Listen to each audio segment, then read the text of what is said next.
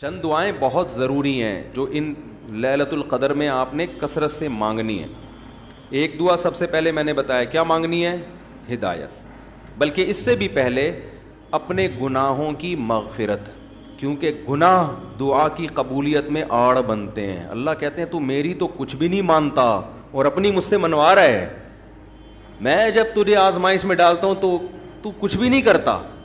تو پہلے اللہ سے معذرت کریں، معافی مانگے. جو میرے گناہ ہو چکے معافی چاہتا ہوں، میں اقرار کرتا ہوں میں غلط ہوں، تو میرے گناہوں کو کیا کر دے؟ معاف. یہ بار بار مانگے اللہ سے. یہی ہے انک عفو تحب العفو فاعف عنا. اور دل میں نیت کریں اللہ میں تجھ سے وعدہ کرتا ہوں آئندہ میں گناہ نہیں کروں گا. شیطان ایسے موقع پہ کہے گا ابے تو کر لے گا، تو کیوں جھوٹے وعدے کر رہا ہے؟ تو شیطان کو بولیں تو اور میں جانوں اللہ جانے تجھے کباب میں ہڈی بن کے تجھے کیا تکلیف ہو رہی ہے. یہ شیطان نا ایسے موقع پہ یہ کرواتا ہے تاکہ منہ سے بات بھی اچھی نہ نکالو آپ. شیطان آئے گا اور کہے گا کہ بھائی تو دعائیں مانگ رہا ہے کہ تو میں دوبارہ نہیں کروں گا، تو نے کرنا تو ہے یہ کام دوبارہ، کیوں اپنے آپ کو دھوکہ دے رہا ہے؟ تو آپ شیطان سے کیا بولو بھائی میرا معاملہ اللہ کا معاملہ، تیرے کو بیچ میں تکلیف کیا ہو رہی ہے؟ جیسے میں جب شادی کر رہا تھا تو لوگ محلے والے کہہ رہے تھے مفتی صاحب کو کیا ہو گیا پھر تیسری شادی کر رہے ہیں. تو ایک صاحب نے کہا بھائی اپنے خرچے پہ کر رہے ہیں، لڑکی کے ابا راضی ہیں، تو آپ کو تکلیف کیا ہو رہی ہے؟ ان کے گھر والوں کو ہو تو سمجھ میں آتا ہے. تو یہی بات شیطان کو سمجھا دیا کریں. صحیح ہے نا؟ یہ وسوسے ڈالتا ہے شیطان عمل سے روکنے کے لیے. تو بھائی جب بعد میں خدا نخواستہ ہو گیا تو دوبارہ توبہ کر لیں گے. اب یہ تھوڑی کہ اگر ہونے کا خطرہ ہے تو ہم کوئی اچھا کام ہی نہ کریں، باقی اچھے عمل بھی چھوڑ دیں اس چکر میں کہ ہم سے تو گناہ ہو جاتا ہے تو اب ہمیں کیا بھائی، ہو جاتا ہے تو جب ہوگا تو دیکھا جائے گا، ابھی تو نہیں ہو رہا نا، ابھی تو جذبہ ہے نہیں کریں گے بس. تو پہلے کیا کرنا ہے؟ گناہوں سے توبہ، اس کے بعد ہدایت کی دعا. سب سے بڑی ضرورت کیا ہے؟ سیدھے راستے پر چلنے کی توفیق. اس میں اپنے لیے، بیوی بچوں کے لیے، اپنے والدین اور بہن بھائی اور ان کی ازواج اور اولاد، یہ پورا بڑے بڑے رشتے کور ہو گئے اس میں، ٹھیک ہے نا. پھر تیسرے نمبر پر دین کی خدمت کی دعا کہ اللہ ہم سے دین کا بہت کام لے لے، کیونکہ علماء کے لیے تو سب سے بڑا کی فضیلت ہی یہی ہے کہ اللہ ان سے دین کی خدمت لے لے. وہ دنیا میں کاروبار کے لیے نہیں ہے، شادیوں کے تو ایک ضمنی چیز ہے، اس کے لیے شادیوں کو پروموٹ کرنے کے لیے ضرور ہے کیونکہ وہ بھی دین کا ایک حصہ ہے. تبھی ہمارے حضرت مفتی رشید احمد صاحب کہتے تھے علماء کو خود شادیاں نہ کرو، لوگوں کو ترغیب دو. لوگ کہتے تھے حضرت جب ترغیب کیسے دیں جب خود نہیں کرے گا؟ خود کرو گے تو دین کے کام کے قابل نہیں رہو گے. اتنے جھگڑے ہوں گے نا کہ بس اسی کام کے رہ جاؤ گے اور کسی کام کے نہیں رہو گے. تو البتہ یہ سنت ہے ضروری تو لوگوں کو ترغیب دو، لیکن وہی بات ہے کہ ایسے ترغیب دیں لوگ کہیں گے خود کر نہیں رہا. تو اس لیے ہم نے کہا کہ آدھی بات آپ کی لیں گے، آدھی ہم اپنی لیں گے. ہم نے حضرت کی آدھی بات لی کہ لوگوں کو ترغیب دو، دوسری جو تھی نا خود نہیں کرو، یہ والی نہیں لی ہم نے، ٹھیک ہے نا، خود بھی کریں گے. ٹھیک ہے نا. تو دوسری دعا کیا کرنی ہے؟ اے اللہ دین کا کام مجھ سے بہت زیادہ لے لے. تاجر ہے وہ بھی دعا کر سکتے ہیں دین کا کام لے لے، اللہ اس کے مال سے مدارس بنوا دے، مسجدیں بنوا دے، یتیم خانے کھلوا دے، تو کتنی بڑی بات ہے. چوتھی دعا عافیت کی. یہ نہ مانگا کرے اللہ مجھے مال و دولت دے دے، اے اللہ میری تنخواہ 2 کروڑ کروا دے. اس طرح کی دعائیں یہ جزیات ہیں، ہدف کو فوکس کرنا چاہیے. اللہم انی اسألک العفو والعافیہ، معافی چاہتا ہوں، عافیت والی زندگی، ٹینشنوں سے پاک زندگی چاہیے. اب وہ اللہ کی مرضی ہے، پیسہ دے کے ٹینشن سے پاک کر دے یا بغیر پیسے کے آپ کو ٹینشن فری بنا دے. عافیت چاہیے مجھے فی الدین والدنیا والآخرہ، دین میں بھی عافیت، میرا دین بھی مصیبتوں سے محفوظ رہے، میری دنیا بھی اور آخرت بھی. وفی اہلی و مالی، میرے گھر بار بھی پریشانیوں سے محفوظ رہے، بیوی بچے بھی، و مالی اور میرا مال بھی مصیبتوں سے محفوظ رہے. مالوں پہ ہلاکتیں آ جاتی ہیں، فیکٹریوں کو آگ لگ جاتی ہے، تو یہ بڑی جامع دعا ہے، سمجھتے ہو. اس کے بعد ایک دعا اللہ سے اور مانگ لو شادی شدہ آدمی کے لیے گھر ایک بڑی ٹینشن ہوتا ہے نا.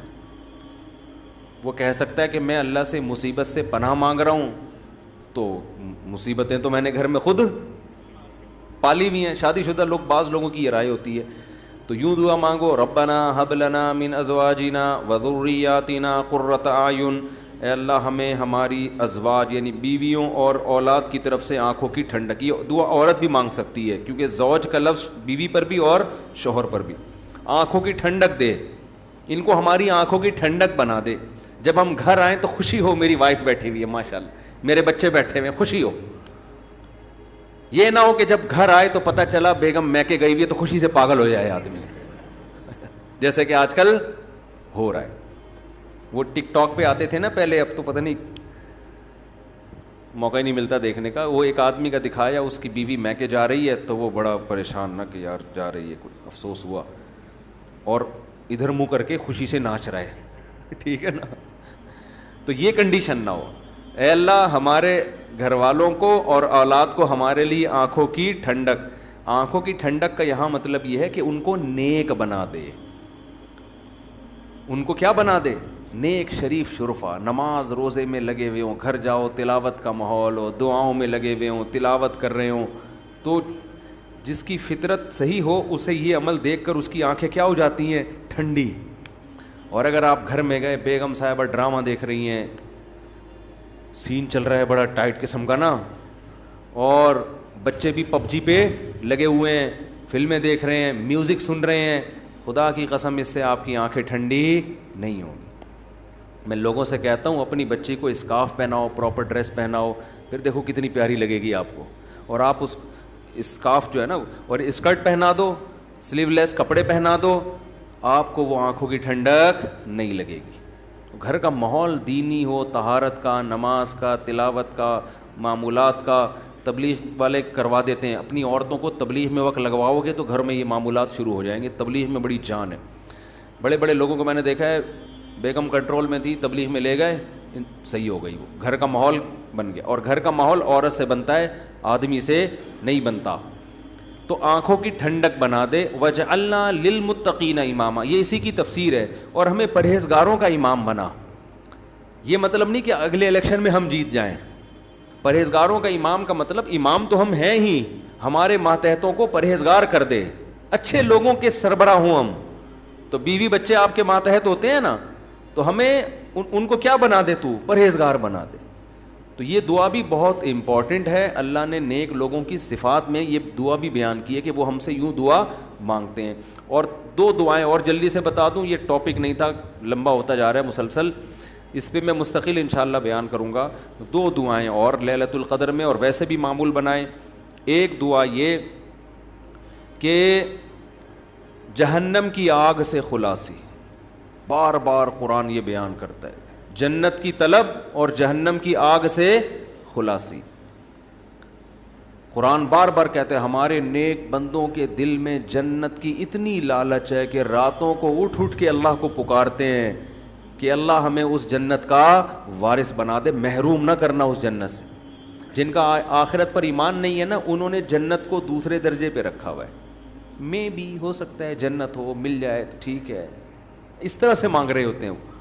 آپ مجھے بتاؤ, دنیا میں آپ کو کوئی ایسا پیکج دیا جائے کہ یہ کر لو تو تمہیں پھر اس کے بدلے میں یہ ملے گا, اس میں 1000 گز کا بنگلہ ملے گا, اور ایسا بنگلہ ہوگا, کروڑوں روپے کا بنگلہ ہوگا, اس میں پھر تمہاری بڑی اچھی شادی ہو جائے گی, بہت خوبصورت بیوی ملے گی تمہیں, اور اس میں تمہاری خوراک ایسی ہوگی, تمہاری جوانی 100 سال تک رہے گی, ہیں بھائی, اور تمہیں جناب کروڑوں کروڑوں روپے کی گاڑیاں ملیں گی. یعنی جنت کے 10ویں حصے کی بات اگر ہم سے کی جائے دنیا میں, تو میرا خیال ہے سارا دن اس کی تلاش اور طلب کے علاوہ ہمارا کوئی کام نہیں ہوگا. کیونکہ یقین ہے نا, اس دنیا کو دیکھا ہوا ہے, آخرت کو دیکھا نہیں ہے. تو اللہ تعالیٰ کہتے ہیں کہ ہمارے نیک بندے راتوں کو اٹھ کے اللہ سے کیا مانگتے ہیں؟ جنت. کہ اللہ ربنا وآتنا ما وعدتنا علی رسولک, اے اللہ تو نے پیغمبروں کی زبان سے جس جنت کا ہم سے وعدہ کیا ہے وہ اس وعدے سے ہمیں محروم نہ کرنا, وہ دینا ہمیں جنت, ہم محتاج ہیں اس کے, وہ بڑی دل نشیں جنت ہے. ایسا نہ ہو کہ نیک لوگ اس میں جا رہے ہوں اور ہمیں اس سے روک دیا جائے. اس وقت یہ منظر قہر بن کے گرے گا آپ کے اوپر, یہ بہت بڑی ٹینشن ہوگی. اور جہنم کی آگ سے پناہ, ربنا صرف عنا عذاب جہنم, جہنم کی آگ کو ہم سے دور کر دے. تو یہ چند دعائیں ہیں جو مانگا کریں پابندی کے ساتھ. سمجھتے ہو کہ نہیں سمجھتے؟ اور ایک آخری دعا, اگر آپ کے والدین دنیا سے جا چکے ہیں یا آباء و اجداد کوئی بھی جا چکے ہیں, ان کی مغفرت کی دعا. ان کو بھولنا, جن میں والدین تو بہرحال وہ تو زندگی بھر نہیں بھولنا ان کو. جب مغفرت کی دعا تو سب سے پہلے اپنے والدین کے لیے الگ الگ مانگا کرو, باپ کے لیے الگ اور ماں کے لیے الگ. ہول سیل کے حساب سے نہ مانگا کرو. بعض لوگ ہول سے, یا اللہ جتنے بھی مرحومین دنیا سے جا چکے ہیں سب کی مغفرت فرما دے. تو مرحومین میں ابا بھی آ گئے, اماں بھی آ گئے, نانی بھی آ گئی, دادی بھی, سب ہول سے. دعاؤں میں ہول سیل نہیں چلتا, نام لے لے کے اس میں زیادہ خشوع و خضوع پیدا ہوتا ہے. سمجھتے ہو؟ اب ظاہر ہے سارے مرحومین کا تو نام لے نہیں سکتا نا, تو خود ہی مرحومین میں داخل ہو جائے گا تھوڑی دیر میں. تو چند اسپیسیفک مرحومین کا نام لے کے پھر ہول سیل کے حساب سے کہ جتنے دنیا سے مسلمان جا چکے ہیں اللہ مغفرت کرے. تو یہ کام ضرور کرنا چاہیے لیلۃ القدر میں. اور لیلۃ القدر میں مخصوص عبادت ثابت نہیں ہے. یہ جو چل رہا ہوتا ہے نا کہ پہلی رکعت میں یہ سورت پڑھیں, پھر یہ سورت پڑھیں, پھر یہ سورت پڑھیں, یہ سب چیزیں غیر ثابت ہیں, بدعت ہیں. ان سے اجتناب کریں. تمام دوائیں بچوں کی پہنچ سے دور رکھیں, تمام بدعتیں اپنی اور بچوں کی پہنچ سے دور رکھیں. تو لیلۃ القدر میں آپ سمپل نماز پڑھیں, زیادہ سے زیادہ دعا مانگیں, اور تسبیحات ہیں, تلاوت ہے, یہ کام کریں. سمجھتے ہو؟ دوسرا, جتھے نہ لگائیں لیلۃ القدر میں. اس کو بھی لوگوں نے ایک شو بنا لیا ہے. جتھے دوست احباب مسجدوں میں ٹوپیاں پہن کے جا رہے ہیں اور پھر بیٹھے ہوئے ہیں, گپے لگ رہی ہیں, ہاں ہلا گلا چل رہا ہے, پھر چلو جی جماعت سے نماز ہو رہی ہے. ٹھیک ہے, جماعت سے نماز بھی پڑھ سکتے ہیں, لیکن تراویح میں تو بڑی جماعتیں جائز ہیں, تو ثابت ہے خلفائے راشدین سے. تہجد میں بڑی جماعت ثابت نہیں ہے, لہذا یہ بھی بدعت ہے. تراویح تو ثابت ہے نا, اس میں تو جتنے پوری مسجد بھر جائے, لیکن تہجد میں اس طرح تداعی کہ اتنے لوگوں کو اکٹھا کرنا کہ قاری صاحب تہجد پڑھا رہے ہیں سب لوگ آ جاؤ, یہ نبی سے ثابت نہیں ہے. جب ثابت نہیں ہے تو جائز بھی نہیں ہے. تو اس لیے تہجد میں اگر کسی نے جماعت پڑھنی ہے, 2-3 سے زیادہ افراد کو اکٹھا بولو نہ کرے, تاکہ زیادہ تعداد نہ ہو جائے لوگوں کی. لیکن بہتر یہی ہے کہ اپنے طور پہ پڑھیں تہجد. تراویح ہو گئی جماعت کے ساتھ, باقی نوافل کیسے پڑھیں؟ انفرادی میں الگ اللہ سے تعلق بنتا ہے, جماعت میں الگ تعلق بنتا ہے, تو اس میں انفرادی کو فوکس کریں. تو کوئی مخصوص صورتیں پڑھنا, پہلی رکعت میں یہ, دوسری میں یہ بھی بدعت ہے. صلاۃ التسبیح کی جماعت بھی جائز نہیں ہے. سمجھتے ہو؟ صلاۃ التسبیح انفرادی طور پر تھوڑا سا اختلافی مسئلہ ہے. جمہور علماء کے نزدیک سنت ہے. بعض کچھ علماء ایسے بھی گزرے ہیں جو صلاۃ التسبیح کو نہیں سنت مانتے. وجہ اس کی یہ ہے کہ وہ کہتے ہیں اس بارے میں کوئی بھی صحیح حدیث موجود نہیں ہے. لیکن چونکہ روایات کی کثرت ہے, اور کثرت سے جب روایات ہوتی ہیں تو درجہ حسن تک حدیث پہنچ جاتی ہے. اس بیس پر بہت سے علماء کی رائے یہی ہے کہ پڑھ لینی چاہیے. تو جو اختلافی مسئلہ ہو اس میں اگر کوئی بھی رائے رکھتا ہے تو اس میں شدت جائز نہیں ہے. سمجھتے ہو کہ نہیں سمجھتے؟ تو اچھا, میرا موقف چونکہ یہ والا ہے جو ابن تیمیہ رحمہ اللہ کا موقف تھا, تو میں کیا, میری اوقات کیا, بعض بڑے علماء کا بھی وہی موقف ہے, تو اس لیے تو میں بھی اسی موقف کو مانتا ہوں. لیکن کوئی فتویٰ میں یہی دیتا ہوں جو جمہور کا ہے کہ بھائی ٹھیک ہے, جو مفتہ بھی قول تو یہی ہے کہ پڑھ لینا چاہیے. عبداللہ بن مبارک, علامہ ناصر الدین البانی رحمہ اللہ نے اس مسئلے میں عبداللہ بن مبارک کی تقلید کی ہے. ان کی نظر میں بھی اس بارے میں کوئی حدیث صحیح نہیں ہے, لیکن چونکہ عبداللہ بن مبارک سے اس کی سنیت منقول ہے تو انہوں نے اس مسئلے میں تقلید کی ہے. کس کی؟ عبداللہ ابن مبارک کی, کہ اتنے بڑے آدمی پڑھتے تھے تو ٹھیک ہے. تو خیر کہاں سے لمبی بات چلی گئی. تو لیلۃ القدر میں دعائیں مانگنی ہیں اور گناہوں سے معافی. تو گناہوں سے معافی میں گناہ دماغ میں ہوں گے تو معافی مانگے گا نا, تو پہلے اپنے گناہوں کے بارے میں سوچنا بھی ہے کہ میرے اندر خرابیاں ہیں کیا. تو دیر آر 2 types آف خرابیز. خرابیوں کی کتنی قسمیں ہیں؟ دو. ایک اللہ سے معاملہ ٹھیک نہیں ہے, ایک اللہ کے بندوں سے. تو اللہ سے جو معاملہ ٹھیک نہیں ہے, فرض نماز آپ کے ذمے, روزے آپ قضا کر رہے ہیں, بد نظری کر رہے ہیں, سود کھا رہے ہیں, زنا کر رہے ہیں, انٹرنیٹ پر فحش فلمیں دیکھ رہے ہیں, داڑھی کاٹ رہے ہیں اور ازار ٹخنوں سے نیچے رکھتے ہیں اور زکوٰۃ نہیں دیتے, یہ سب کس کے حقوق ہیں؟ اللہ کے. حج نہیں کیا, فرض ہوا ہے آپ کے اوپر. اور مخلوق کے حقوق کیا ہیں؟ سب سے پہلے دیکھنا ہے وراثت تو پھوڑ پھاڑ کے نہیں بیٹھا ہوا میں کہیں, ابا کا انتقال ہو گیا ایسا تو نہیں میں کسی کا حصہ کھا رہا ہوں. بہن کے حقوق میں آتا ہے نا, وراثت پھوڑ پھاڑ کے بیٹھا ہوا ہے تو بھائی سب سے پہلے بہن کی وراثت اس کے حوالے. بڑا بھائی ہے تو چھوٹے بھائیوں کا حق تو نہیں کھا رہا, سمجھتے ہو؟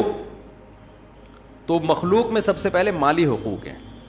پھر دیکھو قطع رحمی تو نہیں کی ہوئی, ایسا تو نہیں کوئی قریبی رشتہ دار ہو جس کو پورے سال آپ پوچھنے کی توفیق ہی نہیں ملتی, تو قریبی رشتہ داروں کو منا لو, تھوڑا سا ہیلو ہائے کر لو, سلام دعا کر لو ان سے, کیا جا رہا ہے اس میں. تو یہ موٹے موٹے رشتہ داروں کے حقوق یہ سوچ کے اللہ سے توبہ کر لو اور وہ حقوق ادا کر لو. پھر لیلۃ القدر بنے گی. جس طرح سے آج کل لیلۃ القدر منائی جا رہی ہے نا, حالانکہ وہ منانے کی چیز نہیں ہے, لیکن جس طرح سے منائی جا رہی ہے اس طرح تو بھائی ہزاروں لیلۃ القدر آ جائیں تو کیا فائدہ, تھوڑی بہت عبادت کا ثواب تو مل جائے گا, لیکن جو فضیلت ہے گناہوں سے توبہ کی توفیق اور اللہ تعالیٰ فیصلے کرتے ہیں پورے سال, تو جب جو وراثت کھانے کا ارادہ کر کے بیٹھا ہوا ہو اس کے لیے کیا فیصلے ہوں گے پورے سال, خود سوچ لو آپ. تو یہ تھوڑا لیلۃ القدر کے حوالے سے کچھ باتیں تھیں, اللہ عمل کی توفیق دے. بس اب ایک دعا مانگا کرو لازمی, اللہم انی اعوذ بک من خزی الدنیا والآخرہ. اے اللہ میں تیری پناہ مانگتا ہوں دنیا کی ذلت سے بھی اور آخرت کی ذلت سے بھی. 2-3 دعائیں میں آج آپ کو بتا دیتا ہوں, تاخرات میں وہ دعائیں مانگنی ہیں آپ نے. ایک دعا ہے اللہم اجعل وساوس قلبی خشیتک وذکرک واجعل ہمتی وہوایا فیما تحب وترضا. خوب سمجھ لو, جتنا دعائیں مانگنے سے انسان کو فائدہ ہوتا ہے نا, دل بنتا ہے, اتنا کسی چیز سے نہیں بنتا. یہ نبی نے سکھائی ہیں دعائیں.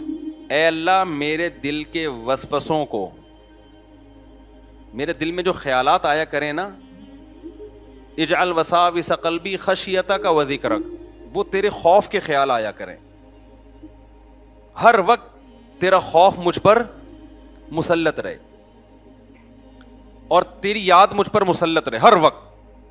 خوف کتنا, یہ دوسری حدیث میں ہے کہ اتنا خوف جو مجھے تیری نافرمانی سے روک دے, اس سے زیادہ خوف نہیں چاہیے, پھر وہ صحت خراب ہوگی, فائدہ نہیں ہوگا. اتنا خوف ما تحول به بیننا وبین معصیتک, جو میرے اور تیری نافرمانی کے درمیان آڑ بن جائے, رکاوٹ بن جائے. یہ گھڑی صحیح ہے؟ مجھے تو لگ رہا ہے میں بہت تھک گیا ہوں, تو یہ تو ابھی تک صرف اتنا ہی ٹائم ہوا ہے, ابھی بس 5 منٹ میں بات ختم کر رہا ہوں. یہ دعا مانگا کریں, اللہم اجعل وساوس قلبی خشیتک وذکرک واجعل ہمتی وہوایا فیما تحب وترضا. انسان جب بھی کوئی کام کرتا ہے نا, 2 جذبوں سے کرتا ہے, یا تو خواہش ہوتی ہے اس کی, یا اس کام کی خواہش تو نہیں ہوتی لیکن ہمت پیدا ہو جاتی ہے. کام مشکل ہوتا ہے لیکن ہمت پیدا ہو جاتی ہے, ارادہ ہو جاتا ہے. تو اللہ میرے ارادے اور میری خواہشات ان کاموں کو بنا دے جن کاموں کو تو پسند کرتا ہے. دل ہی ان کاموں کا چاہا کرے جو تجھے پسند ہیں, اس کے علاوہ دل ہی نہ چاہے. ابے کیا ہو گیا, کتنے لوگ رمضان کے انتظار میں ہوتے ہیں نا, رمضان آنے والا ہے آنے والا ہے آنے والا ہے, خوشی ہوتی ہے نا, تو حالانکہ انہوں نے رمضان میں روزہ رکھنا ہے, تراویح پڑھنی ہے, لیکن ایک خوشی ہوتی ہے. تو اس کا مطلب اللہ نے ان کی خواہش وہ بناتی ہے جو اللہ کی خواہش ہے. کتنے لوگ ہیں جن کا دل چاہتا ہے شادی ہو جائے, ہوتی, اب کیا کروں, مثال اچھی سمجھ میں آ رہی, شادی ہو جائے ہو جائے ہو جائے, اللہ کرے ہو جائے. تو یہ خواہش ہے, اور یہ خواہش وہ ہے جو اللہ بھی چاہتا ہے کہ نکاح کرو. کیا خیال ہے؟ اور کتنے لوگ ہیں جو کہہ رہے ہیں اللہ کرے طلاق ہو جائے, جان چھوٹے, مرے ہیں, وہ کوئی زبردستی دلوا دے. اب یہ وہ خواہش ہے جو اللہ کی خواہش بولو نہیں ہے. خواہشات یہ بھی ہوتی ہیں لوگوں کی. کتنے لوگ ہوتے ہیں یار بیوی سے محبت پیدا ہو جائے, محبت پیدا ہو جائے, کاش اس کو بھی مجھ سے ہو جائے, مجھے تو بہت ہے. کل ایک بندہ آیا بیچارہ کہہ رہا مجھے بہت ہے, اس کو بالکل بھی نہیں ہے. میں نے کہا انجوائے کرو, کیا کر سکتا تھا, میں نے پولیس میں تو ہوں نہیں میں, تو یہاں تو پولیس والا بھی بیچارہ پریشان ہوتا ہے. تو اب یہ محبت ایسی چیز ہے جو اللہ بھی چاہتے ہیں کہ میاں بیوی میں بولو ہو. بہت ساری چیزیں ایسی ہیں جو ہم چاہیں اور تو اللہ بھی چاہ رہا ہے. افطاری میں دل چاہتا ہے جلدی سے اذان کی آواز آئے اور ہم کھانا شروع کریں, دل چاہتا ہے نا, تو اللہ بھی چاہتے ہیں کہ جیسے ہی اذان ہو تم کیا کرو, کھانا شروع کرو. تو بہت ساری ہماری خواہشات ایسی ہیں جو اللہ کی بھی خواہشات ہیں. تو اگر وہ ہماری ساری خواہشات ایسی ہو جائیں جو کس کی ہیں, اللہ کی, تو دنیا بھی جنت اور آخرت بھی جنت. اور یہ ہو جاتا ہے بعض دفعہ جب انسان دین پہ 100% چلتا ہے نا, تو اللہ کی طرف سے اس کو یہ انعام ملتا ہے کہ جو اللہ کی خواہشات ہیں وہ اس کی اپنی خواہشات بن جاتی ہیں. اور ایسے نفس کو شریعت کی اصطلاح میں, قرآن کی اصطلاح میں نفس مطمئنہ کہا جاتا ہے. قرآن میں ہے نا, یا ایتھا النفس المطمئنہ, اے وہ نفس جو اللہ کی عبادت اور اطاعت پر مطمئن ہے. دل بھی مطمئن ہے اس کا, آپس صحیح ہے بھائی. ہمارے بہت سارے اکابر ایسے گزرے ہیں. میں نے حضرت مولانا الیاس رحمۃ اللہ جو تبلیغ جماعت کے بزرگ ہیں ان کی تحریر پڑھی تھی. تبلیغ جماعت نہیں جنہوں نے بنائی, انہوں نے کہا یہ اللہ کے ہم پہ بہت بڑا احسان ہے کہ اللہ نے اپنی چاہتوں کو ہماری چاہت بنا دیا ہے. یہ ان کا معیار تھا, ان کا تقویٰ تھا کہ ہمیں دل ہی نہیں کرتا اس کام کا جس سے اللہ ناراض ہو جائے. تو کہا یہ اللہ کا بہت, وہ ان پر اللہ کا احسان تھا نا, تو کہا یہ اللہ کا ہم پہ بہت بڑا احسان ہے. وہ اتنا رات کو اٹھ کے کڑتے تھے نا کہ یہ دین دنیا سے ختم کیوں ہو رہا ہے. نیندیں اڑ جاتی تھی ان کی, ایسے چہل قدمی کر رہے ہوتے تھے کہ کیسے اس دین کو دنیا میں غالب کیا جائے. تو اب ان کی چاہت تھی نا کہ دین کو دنیا میں پھیلا دیا جائے, تو اللہ کی بھی یہی چاہت ہے. کیا خیال ہے, تو اللہ کی چاہت ان کی چاہت بن گئی کہ نہیں بن گئی؟ بہت بڑا مقام ہے. اس کی دعا مانگا کرو اللہ تعالیٰ سے کہ اللہ مجھے بد نظری سے نفرت ہو مجھے. جب ایک حد تک انسان دین پہ چلتا ہے تو اس کو ان چیزوں سے نفرت آہستہ آہستہ ہونا شروع ہو جاتی ہے. یہ مقام بہت کم لوگوں کو ملتا ہے. زیادہ تر کو تو یہی ہے کہ دل تو بہت چاہ رہا ہے دیکھنے کا لیکن نہیں دیکھ رہے. تو یہ بھی بڑی بات ہے یار, نہیں دیکھ رہے, ثواب مل رہا ہے آپ کو. دل چاہ رہا ہے لیکن نہیں دیکھ رہے. لیکن ایک مقام ایسا آتا ہے کہ برائی کا دل ہی نہیں چاہتا. ہمارے حضرت فرمایا کرتے تھے اپنے بارے میں کہ کسی نامحرم پہ میری نظر پڑتی ہے تو مجھے نظر جھکانی نہیں پڑتی, ارادہ کر کے آٹومیٹیکلی جھکتی ہے, آٹومیٹیکلی. پھر فرمایا کرتے تھے اللہ نے نا ہر غیرت مند کی آنکھوں میں کچھ اسپرنگ لگائے ہوئے ہیں, کچھ کہ جیسے ہی غیر محرم کی طرف آنکھ اٹھتی ہے تو وہ آٹومیٹیکلی جھکتی ہے. لیکن فرمایا کہ جو غیرت لیس لوگ ہیں نا وہ آنکھیں پھاڑ پھاڑ کے دیکھ کے نا وہ اسپرنگ خراب کر دیتے ہیں اپنے. سمجھ رہے ہو, وہ دیکھ دیکھ کے کیا کرتے ہیں, اسپرنگ ہی خراب ہو جاتی ہے, فطرت سے ہی ہٹ جاتے ہیں. لیکن بہرحال نیچر تو یہی ہے کہ مرد جب عورت کو دیکھے گا تو دیکھنے کا دل کرے گا, جھکائے گا تو ثواب ملے گا اس کو. لیکن ایک مقام تقوی کا ایسا آتا ہے اللہ کی فرما برداری کر کر کے کہ نافرمانی سے نفرت ہونا شروع ہو جاتی ہے. تو یہ مقام اللہ سے مانگا کرو. وجعل ہمتی وہوایا فیما تحب وترضا, رشتہ جوڑنے کا دل کرے, رشتہ داری توڑنے کا دل نہ کرے, نماز پڑھنے کا دل کرے, چھوڑنے کا دل نہ کرے. تو یہ عادت ہو جائے, نور لنا نور.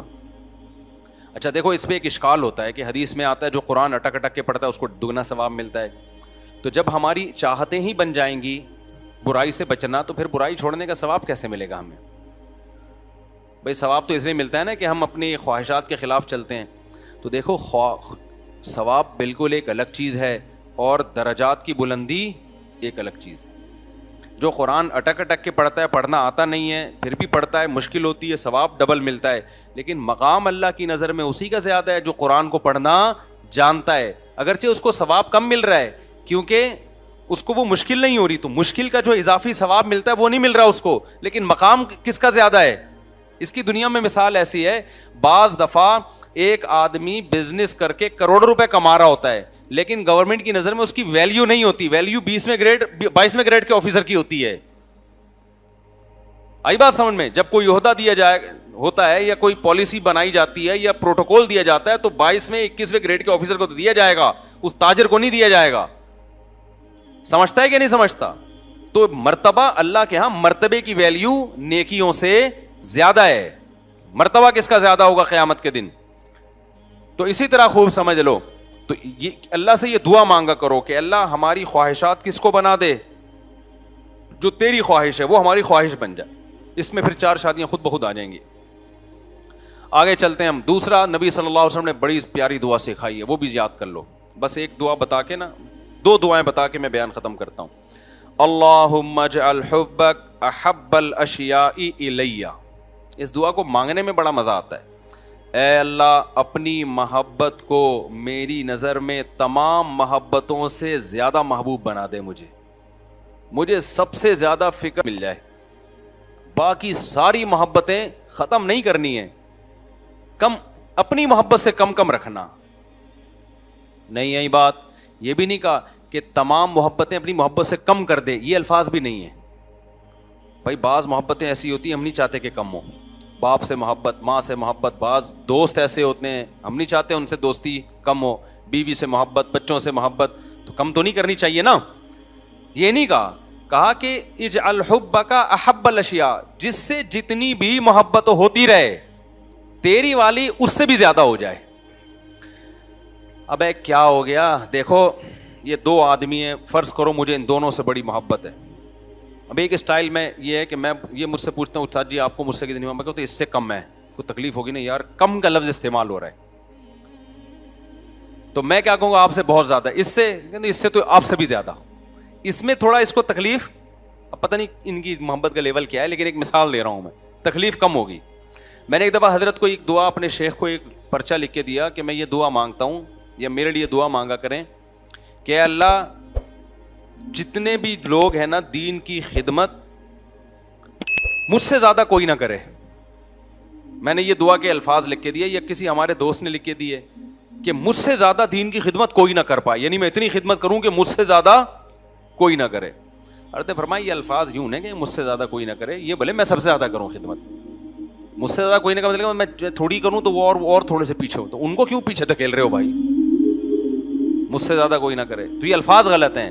الفاظ یہ ہونے چاہیے کہ میں دین کی خدمت میں سب سے آگے نکل جاؤں, تو دوسرے نکلیں بھائی, ہمیں ان پر کوئی اعتراض نہیں ہے, بہت زیادہ اللہ ان سے دین کا کام لے, لیکن جس سے بھی جتنا کام لے رہا ہے ہم سے اللہ تو اس سے تھوڑا سا زیادہ لے.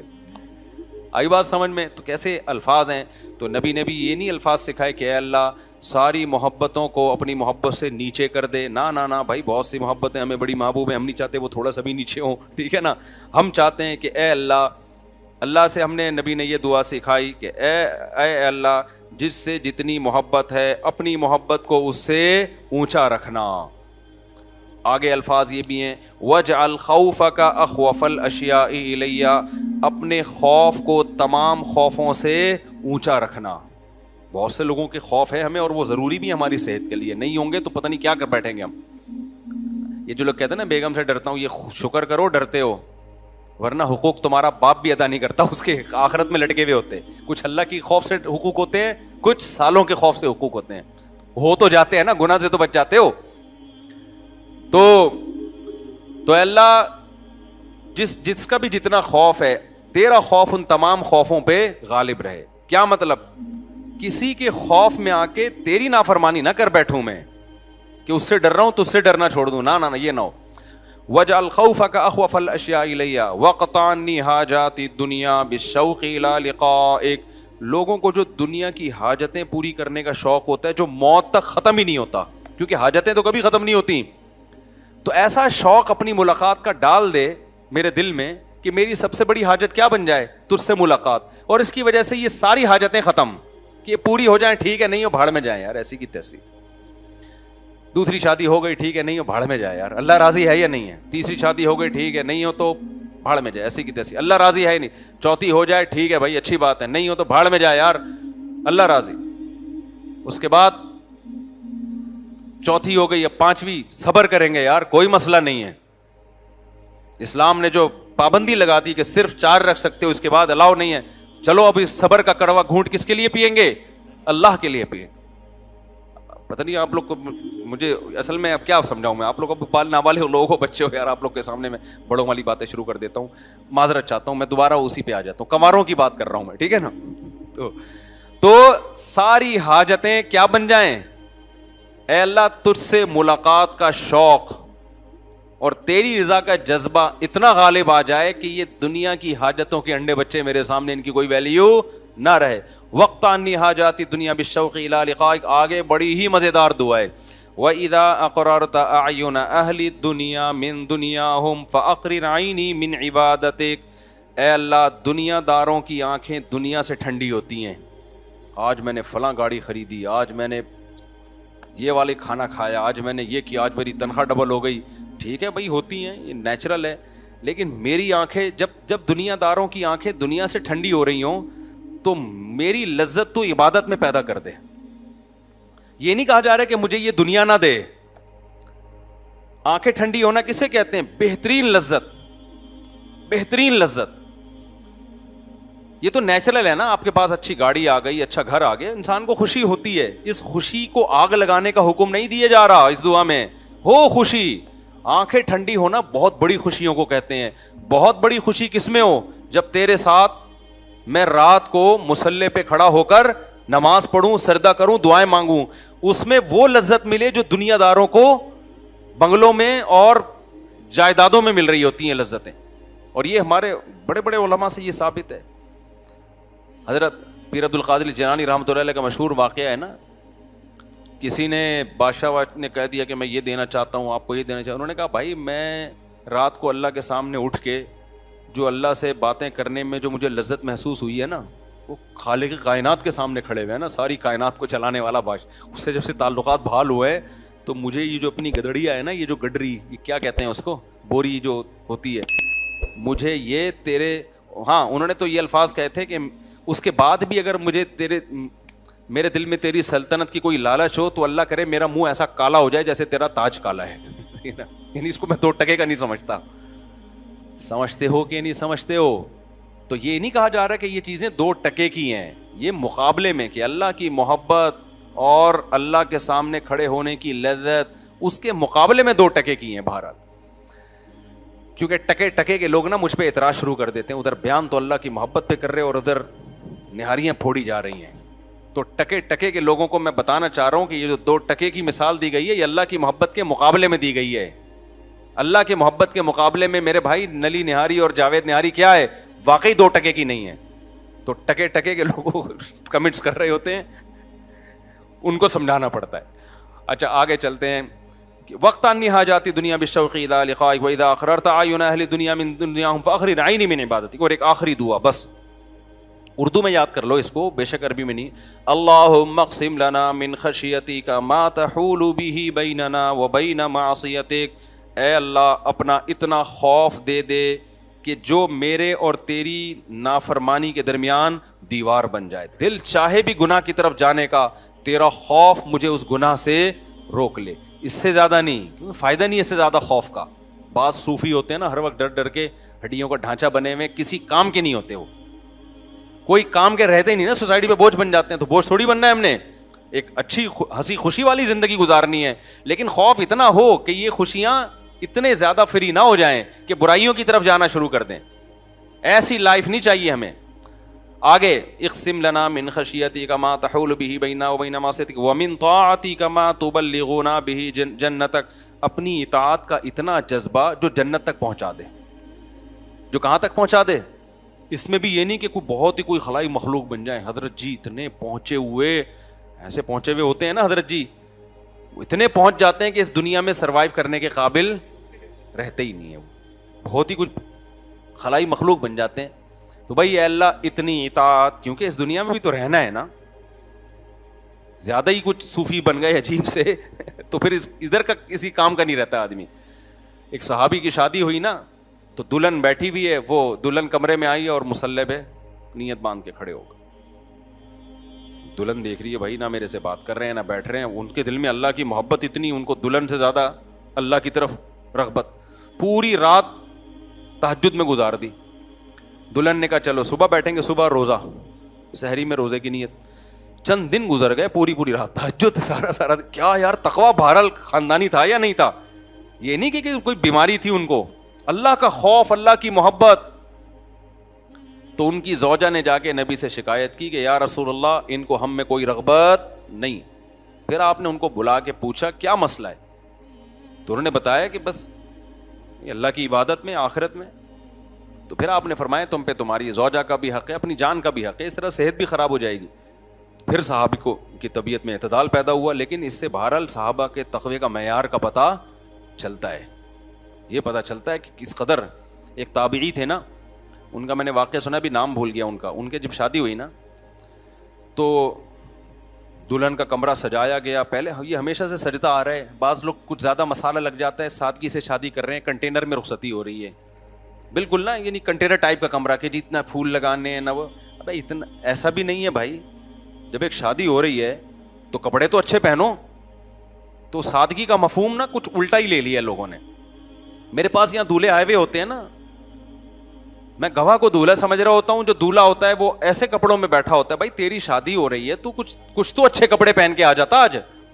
تو یہ بھی سادگی نہیں, حماقت ہے, یہ بیوقوفی ہے کہ سو کے اٹھے اور اپنی شادی میں چلے گئے. وہ بھی غلط ہے, بیوٹی پارلر میں گھنٹوں گھنٹوں تیار ہو رہے ہو, تم آدمی ہو, تم عورت تھوڑی ہو. لیکن یہ بھی غلط ہے کہ آپ کو نہا دھو تو لیتا, کچھ تھوڑے سے تو اچھے کپڑے پہن لیتا. تو وہ دلہن کا کمرہ جب سجایا گیا تو دلہنوں کے بھی پہلے سجایا جاتا, اب بھی سجاتے ہیں. تو جب ان کی رخصتی ہوئی نا دلہن کی, وہ جب کمرے میں گئے تو اب وہ بڑے اللہ والے بزرگ تھے, تو وہ مصلی پہ کھڑے ہو گئے نماز پڑھنے نا. دلہن پہ نظر پڑی, اور وہ پہلے زمانے کی خوشبوئیں بڑی اچھی ہوتی تھی. اب تو پتہ نہیں الکوہلک جو اسپرے آ رہے ہیں نا, انہوں نے نزلے کے مریض بنانے کے علاوہ اور سر سے جمے ہوئے نزلے نکالتی ہیں. یہ کام میں بہت اچھی خوشبوئیں عرب لوگ ٹائٹ استعمال کرتے ہیں. عربوں, دبئی اور عربوں کے شیخ جو ہے نا, وہاں سے خوشبوئیں منگوایا کرو. تم لوگ انگریزوں سے خوشبو منگواتے ہو, الکوہلک خوشبوئیں. عربوں کی خوشبو استعمال کرو, پھر تمہیں دماغ معطر ہوگا تمہارا. وہ ان کی جو دھنیاں ہوتی ہیں خوشبوؤں کی, بڑی مزے کی ہوتی ہیں. تو خوشبو بھی بڑی اچھی ہوتی تھی. اب وہ کمرے میں گئے تو وہ مصلی, ان کی دلہن تھی, وہ بھی کوئی اللہ والی بزرگ تھی. انہوں نے 1-1.5 گھنٹہ انتظار کیا, وہ بھی کھڑی ہو گئی مصلی پہ. چلو بھائی, اب دونوں دلہا دلہن کیا کر رہے ہیں, نماز پڑھ. تو صبح جو تھی نا, وہ جیسے رشتے دار ملنے آتے ہیں نا دلہن سے, ان کے بھائی آئے اور لوگ آئے خاتون کے کہ بھائی آپ نے شوہر کو کیسا پایا. انہوں نے کہا ابھی تک نماز سے فرصت ملی نہیں ہے. اب رشتے داروں نے پکڑ لیا دولہا کو, بھائی تم ساری رات نماز پڑھتا رہے, تجھے دلہن ملی ہے. انہوں نے کہا بھائی بات یہ ہے, جب میں اس کمرے میں آیا تو میرے جب اتنا خوبصورت کمرہ اور سجی ہوئی دلہن, تو مجھے خیال آیا کہ وہ جنت کیسی ہوگی جو اللہ نے اپنے نیک بندوں کے لیے تیار کر کے رکھی ہے. جب یہ دنیا میں چند پیسوں سے اتنا بہترین ڈیکوریٹ کمرہ اور ایسی خوبصورت دلہن, تو جو خدا نے اپنے بندوں کے لیے تیار کر کے رکھا ہے آخرت میں سامان اور بالا خانے اور حوریں, وہ کیا ہوں گی. کہہ رہے میں اس سب کو بھول کے کس جنت میں گم ہو گیا اس آخرت, اور میں اللہ سے مانگنے لگا, اے اللہ مجھے اس جنت سے محروم نہ کرنا. پوری رات میں یہی دعائیں مانگتا رہا ہوں.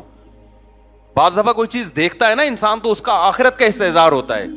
تو میں تو بھائی اسی میں لگ گیا ساری رات کہ اللہ یہ ملے نہ ملے, مجھے کیا چاہیے, آخرت کی جنت چاہیے. تو یہ ان لوگوں کے جذبات تھے. ٹھیک ہے, ایسے موقع پہ بعض دفعہ غلبہ ہو جاتا ہے نا کسی چیز کا, نارمل. تو آپ نہ شروع کر دیں کہیں جائیں, اور بیگم اتنی نیک نہیں ہے کہ پیچھے مصلی پہ کھڑے ہو جائے گی, وہ فوراً کورٹ سے خلا کے پیپر جمع کرا دے گی, بندہ کیا ہے اوپر سے فارغ ہے یہ. تو وہ پرانے زمانے میں دلہن بھی تھی, جب دیکھا میاں نماز پڑھ رہا ہے, اس نے کہا چلو ہم بھی نماز پڑھ لیتے ہیں. آج کل کی دلہنیں, نہ دولہا اس طرح کے مارکیٹ میں ملیں گے اور نہ دلہنیں ملیں گی, آرڈر پہ بھی نہیں بنوائے جا سکتے اس طرح کے. اب تو وہ دعا کیا ہے, جلدی سے مکمل کر لیتا ہوں. اللہم اقسم لنا من خشیتک ما تحول به بیننا وبین معصیتک ومن طاعتک ما تبلغنا به جنتک ومن الیقین ما تہون به علینا مصائب الدنیا.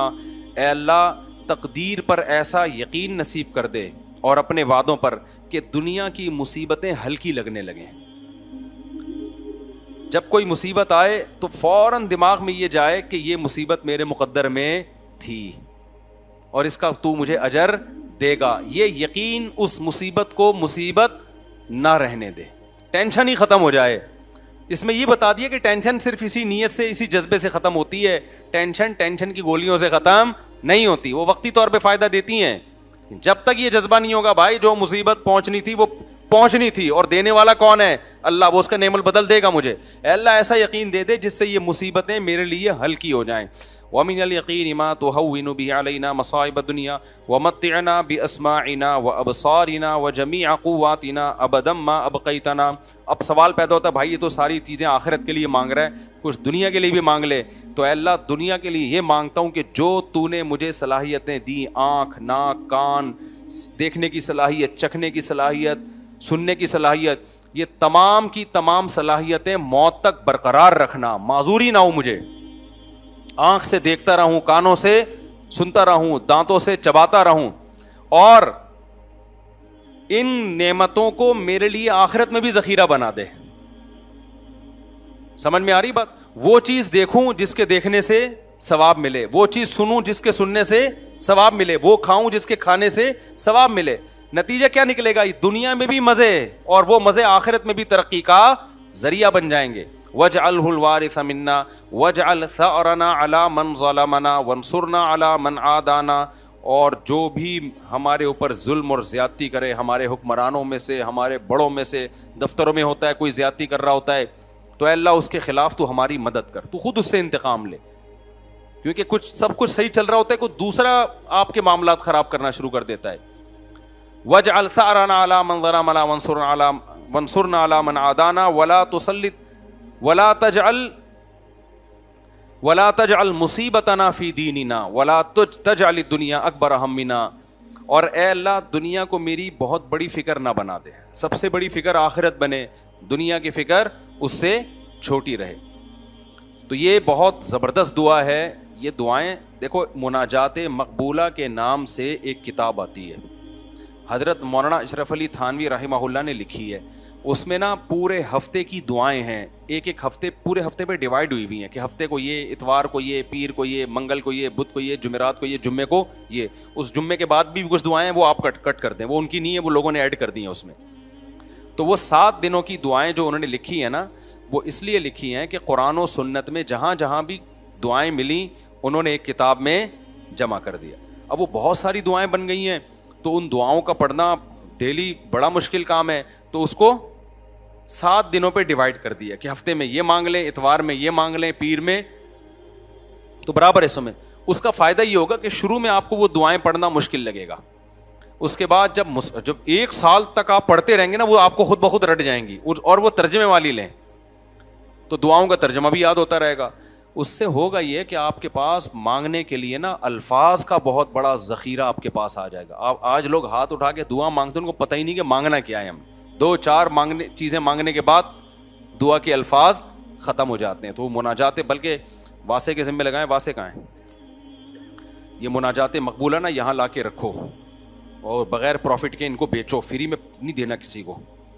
جتنے کی آئی، جتنے کاسٹ ہو اسی کاسٹ پہ ان کو بیچ دو، کیونکہ فری میں جو چیز ملتی ہے اس کی قدر نہیں ہوتی.